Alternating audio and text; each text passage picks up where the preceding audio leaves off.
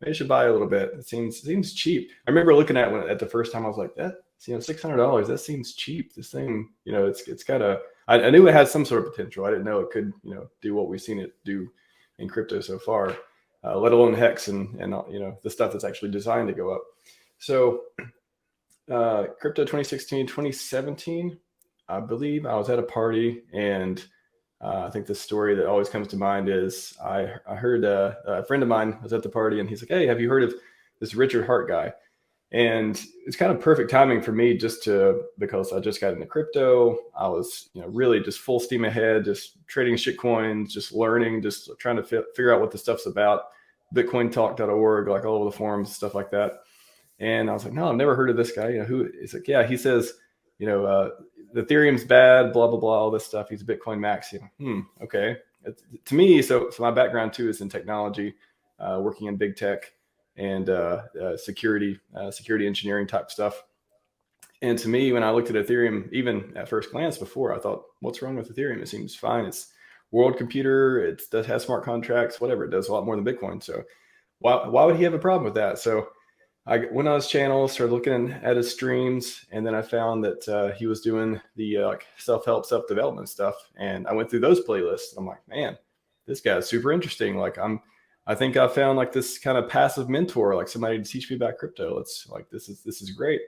So after that, it was just, I believe I've tried my best, at least the last 6 years of following Richard, to watch every single stream that I could, whether it's on his channel or some nascent podcast he did that he does never talk about again, or ones have been deleted. I've seen the ones I've tried to search for some that's been deleted before by other people, which is interesting too. So I've tried to, consume as much content as possible from him ever since I started following him in 2017. So that took me on this journey of CFD token and Bitcoin Hex. And then, we got Hex.win. We got Hex.com. Oh my God, how much did that cost? We got Hex.com now. And just selling me on the whole product of, let's do a true trustless type of, CD product, a trustless yield, earn money while you sleep. And at first, I really didn't have a lot of faith in him as a founder because he never did it before. Like in the early days, it was like, I loved Richard back then, but it was like, I know you don't have any experience actually creating a coin. So I'm going to, I didn't go 100% all in back then just because I was like, I don't know, maybe this is just a one-time deal. Maybe it fails. Well, I didn't see the light as I've seen it the last few years for sure. And price go up will make that happen, right? And then trying to think. So from there, just ever since then, I've been kind of passive in the community, except for a year ago. That's when I think I don't know. I saw some tweet about local meetups and stuff.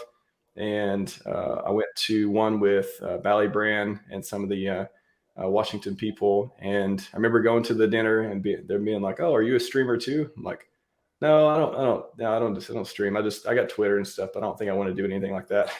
And then maybe 2 weeks later, I just got this idea in my head. I was like, I should start making content. Like, why not? I should start doing this. Like, I'm looking around me. I see all kinds of people in the community doing it. If I want to be more interactive and have utility, as Richard says, I should do it. And I think there's something I never talked about before. Actually, part of the story, I was trying to figure out a name for the channel. And I went through a few different ones. I need to find that document. I feel like every time I do this, like, create something or whatever, I'll have a document. I'll try to write down my ideas and kind of go through them over time and figure out what I like best. And I don't remember the previous names I had, but I should look that up because it'd be interesting. But eventually I settled on RHMax.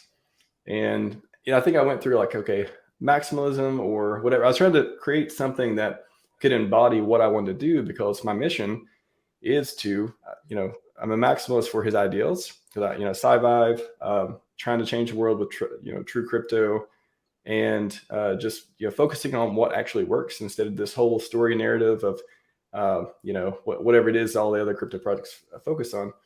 So I was trying to come up with how can I make a brand that I also don't want to focus on anything else. So I intentionally pigeonhole myself into the RH ecosystem because I don't want to be distracted by any other stuff.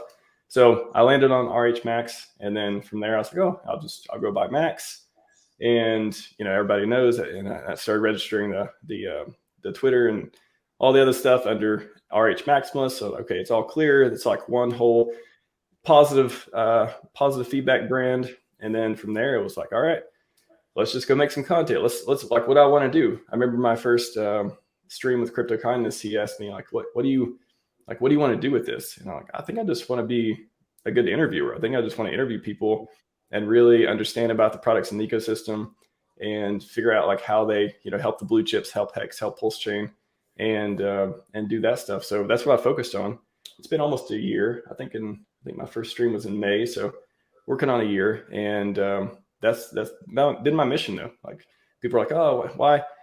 And I guess the other part of it is like trying to bring a healthy form of maximalism too, not just like crush all the other communities, or I only talk about like Hex, or I only talk about PulseChain. It's like, I think if I'm able to talk about the products that are positive for those blue chips and talk about, again, Richard's ideals, talk about Scivive with, SJ and anyone else who wants to talk about, and talk about just health, wealth, wisdom things that he embodies a lot of those principles in a lot of the stuff he's talked about, especially his vintage videos, which I've clipped, and you can look up Throwback Thursday coming out to 2025 to catch up on all the stuff Richard's been up to the last 6 or 7 years. But just to be able to talk about ideals, products, and things that are good for crypto, good for yourself, and grow in that kind of material. So that's where I think that's the most complete story I've ever told. So there you go.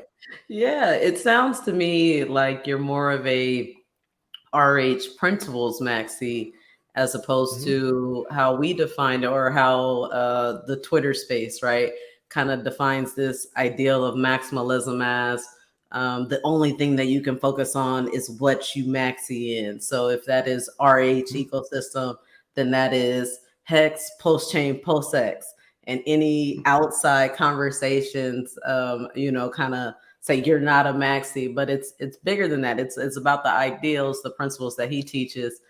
So from your perspective, yes, I am 100% a RH maxi as well. Even though I do embrace, a lot of different projects, a lot of different ideals, but they all go back to the core principles that we've learned from his messages, right? So yeah, it's it's funny. I've had comments on both sides. I've had people leave comments like, "Oh, you're not maxi enough," and then I've had people comments of like, "Oh, I don't like maxi. Maxis are bad for the ecosystem." Blah blah blah. So I've had like this two-sided comments throughout the last few months too, which is, to me, it's just, if we ever had they're just comments, right? But if I had a conversation with someone, I would explain like, look, you don't have to be a Hex maxi, you don't have to be a PulseChain maxi. For me, I define my type of maximalism as his ideals first, and then his products naturally come from his ideals. His ideals are sort of a superset of things. And then like, what is your own individual mission? For me, I mean, and a lot of people maybe too, if it's financial freedom, if it's generational wealth, if it's in being an ecosystem that's fair, trustless, huge community around it, having those same values, to me, it only makes sense to minimize your mind share and your consciousness and your energy spending, looking at other ecosystems. And I still do cross collaboration. I still, talk to people from there, but the ones that I like and promote and, do deep dives and stuff on, they're going to be within the ecosystem and stuff that, again, complements Hex and PulseChain. So I love Hedron, Maximus, a lot of different projects like that, because I believe they provide that positive feedback loop for the blue chips. So I think it's healthy to support things like that. And I mean, RH himself has talked about those products. So it's like, I think that kind of feeds into this whole, logical maximalism of ideals type of thing as well.